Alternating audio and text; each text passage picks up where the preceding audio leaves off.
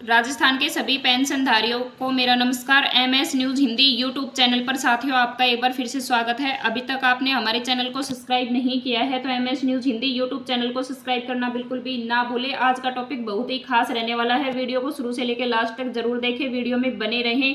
राजस्थान में इनकी होगी पेंशन बंद, यानी कि राजस्थान पेंशनधारी वृद्धावस्था पेंशन, विधवा पेंशन और दिव्यांग पेंशनधारियों के लिए वीडियो बहुत ही खास रहने वाली है। और इनमें से किन की पेंशन बंद होने वाली है। 11 सितंबर 2025 से सभी पेंशन में 6 नियम लागू किए जाएंगे। 1250, 1500, 1750, 2250 और 2500 रुपए किनको मिलने वाले हैं। तो वीडियो के माध्यम से हम जानेंगे कि किसको कितनी पेंशन मिलेगी, तो वीडियो में बने रहें। आवश्यक कदम खाता धारक द्वारा, यानी कि जिनका बैंक में खाता है उनके लिए आवश्यक कदम क्या है। नजदीकी बैंक शाखा से नया खाता विवरण ले, यदि आवश्यक हो तो संबंधित विभाग को नया खाता विवरण दे, यानी कि जिनकी पेंशन अटकी हुई है उनको आवश्यक है कि संबंधित विभाग को अपना नया बैंक अकाउंट खुलवाकर खाता का विवरण दे। देश के विभिन्न राज्यों में सामाजिक सुरक्षा पेंशन योजना को लेकर सरकारों ने समय समय पर पात्रता नियमों और राशि में संशोधन किया है।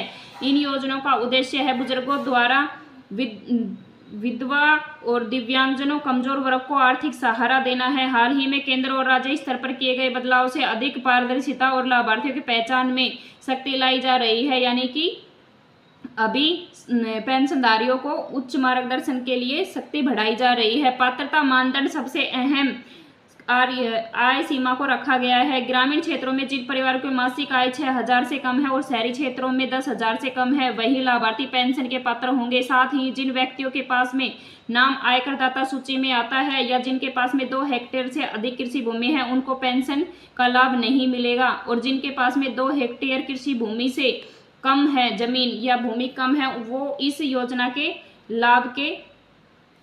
लाभ मिलेगा या लाभ से वंचित नहीं रहेंगे। तो साथियों आज का टॉपिक बहुत ही खास है और वीडियो में बने रहें।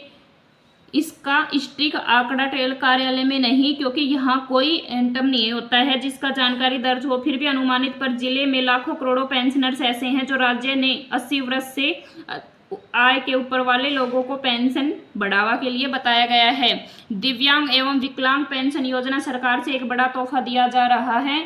यदि आप भी दिव्यांग या विकलांग है तो आपकी भी होने वाली है मौज। अब राजस्थान सरकार द्वारा दिव्यांग लाभार्थियों को 2500 पेंशन के रूप में मिलने वाले हैं, या सरकार उनको 2500 रुपये देने वाली है, जिसके तहत दिव्यांग और विकलांग अपने पैरों पर खड़े हो सकते हैं, उनकी आर्थिक स्थिति ठीक हो सकती है। भारत और राजस्थान सरकार की तरफ से नेशनल हैंडीकैप और डेवलपमेंट कॉरपोरेशन, जिसके तहत विकलांगों को बड़ा तोहफा मिलने वाला है, और नेशनल हैंडीकैप डेवलपमेंट कॉरपोरेशन यानी कि NHFDC विकलांगों को किस तरह की यह योजना का लाभ मिल सकता है, तो हम वीडियो के माध्यम से जानेंगे कि दिव्यांगों को किस तरह से इस योजना का लाभ मिल सकता है। छोटी और औद्योगिक इकाई विकसित करने के लिए इस योजना का लाभ उठा सकते हैं। सर्विस ट्रेनिंग बिजनेस के लिए भी, कृषि के लिए भी और कार्य योग वाहन खरीदने के लिए, दिव्यांग विकलांग की शिक्षा प्रशिक्षण के लिए भी हम इस योजना का फायदा उठा सकते हैं। मानसिक रूप से विकसित होना चाहिए। पेंशन धारक एक निश्चित प्रभाव और समाधान, या पेंशन धारक के लिए निश्चित प्रभाव क्या है हम जानेंगे। खातेदार की संख्या और IFSC कोड बदले जाएंगे, यानी कि IFSC कोड बैंक से बदले जाएंगे। पेंशन का भुगतान संक्रमण अवधि में कुछ दिन के लिए रुक जाएगा, वहीं भुगतान नहीं खाते थोड़े सामाजिक करके भी भेजा जाएगा। बुजुर्ग पेंशन धारकों में अपनी शाखा से नया विवरण प्राप्त करके पासबुक जरूरी रूप से प्राप्त करनी होगी, यानी कि बैंक में खाता खुलवाने के लिए बुजुर्गों के लिए पासबुक लेना बहुत ही जरूरी है। बैंक के सभी प्रभावित खाता धारकों का नया पासबुक, IFSC और खाता नंबर जारी करवाना होगा। सामाजिक सुरक्षा विभाग पेंशन रजिस्टर को नए खाता नंबर से अपडेट किया जाएगा, यानी कि जो सामाजिक सुरक्षा पेंशन भोगी है उनको रजिस्टर नए खाता नंबर से अपडेट किया जाएगा। पेंशन भुगतान में नवीनतम अपडेट के नियमित रूप से बैंक खाते में क्रेडिट किया जाएगा, यानी कि क्रेडिट है वो नए बैंक खाते में आने वाला है। तो साथियों अपना जो नया खाता है उसके नंबर या IFSC कोड जरूर जुड़वाएं। और जानकारी दर्ज हो गई है तो फिर भी अनुमानित तौर से जिले के लाखों करोड़ों पेंशनर्स ऐसे हैं जो राज्य सरकार ने 80 वर्ष से अधिक आयु को पेंशनरों को उनके आश्रितों को अतिरिक्त पेंशन देने का भी आदेश दे दिया है। विधवा पेंशन योजना के बारे में बात कर लेते हैं। विधवा पेंशन योजना में पात्रता के लिए उम्र सीमा न्यूनतम 18 वर्ष से और अधिक 60 वर्ष तक रखी गई है। वही वृद्धावस्था पेंशन योजना का लाभ लेने के लिए आयु सीमा सामान्य 18 वर्ष और दिव्यांग पेंशन के लिए न्यूनतम 40 वर्ष दिव्यांग प्रमाणित पत्र होना चाहिए। दस्तावेजों की बात करें तो दस्तावेज में आधार कार्ड, राशन कार्ड और आय प्रमाण पत्र, बैंक पासबुक और पासपोर्ट साइज की फोटो, विकलांगता प्रमाण पत्र लागू हो चुका है। सभी दस्तावेजों अब डिजिटल और जन सेवा केंद्र उसके माध्यम से स्थापित किया जा रहा है, जैसे कि फर्जी वाले पर रोक लगा सकती है।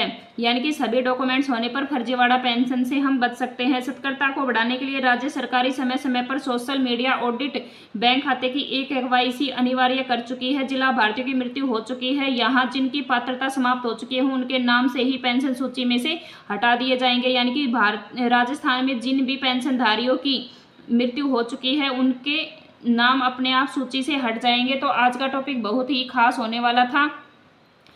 11 सितंबर को जारी आदेश में स्पष्ट किया जाएगा कि अतिरिक्त पेंशन की राशि उस माह की पहली तारीख से दी जाएगी जिसमें पेंशन का जन्म हुआ है। यानी कि साथियों, महीने के पहले सप्ताह या सेकंड सप्ताह में सभी पेंशनधारियों को पेंशन मिल जाएगी। उदाहरण के लिए यदि किसी का जन्म 20 फरवरी को हुआ है तो 20 तारीख को ही पेंशन मिलेगी। तो वैसे ही जैसे पेंशन हमें मिलती है कि महीने के फर्स्ट वीक में या सेकंड वीक में, तो हमें फर्स्ट या सेकंड वीक में पेंशन मिल जाएगी। अगर टॉपिक अच्छा लगा हो तो लाइक करें, शेयर